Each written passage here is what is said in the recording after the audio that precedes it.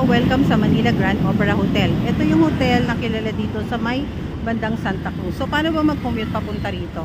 Ito ay located sa may Tomas Mapuat. Kung mapapansin ninyo, katabi lang siya halos ng LRT1. So, kung galing ka ng Baclaran, galing ka ng Monumento, ito lang ang sasakyan mo. Bumaba ka dito sa Doroteo Jose Station at katabi na nga niya ang Manila Grand Opera. Kung gusto mo naman, pwede ka ring mag-jeep. May mga jeep dito. Kung makikita nyo, may mga jeep na galing ng Blumentritt. Dito sila dumadaan. Kung ikaw naman, galing ka sa probinsya, galing ka kunyari ng Bulacan, dito rin sa may Doroteo Station, merong terminal na mga bus dito.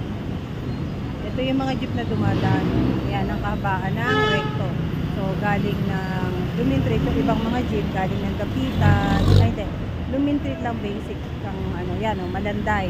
Pwede ka rin sumakay dito. So pwede ka nga sumakay ng LRT, pwede ka rin mag-jeep. Option niyo kung manggagaling kayo ng bandang Rizal.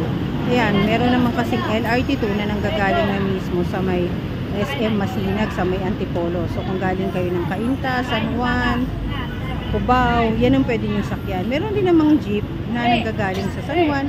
Pero kung gusto niyo ng mas mabilis, mag-LRT na lang kayo. So, dito lang kayo bababa sa may bandang last station nila na recto. Ito yung Odeon Terminal. Ngayon, lalakarin nyo na lang papunta dun sa sa may Tomas Mapua.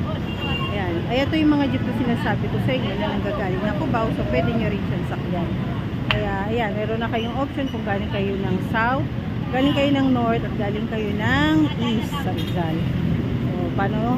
Guys, hopefully sana nakatulong sa inyo itong video na ginawa ko paano pumunta ng Manila Opera Hotel dito sa may Santa Cruz, Manila. Do follow me on my YouTube account din, Larissa Garcia, Jolaris 1000. Follow mo my TikTok. Ito nga, so Larissa 52. Bye and see you sa aking next how to commute video.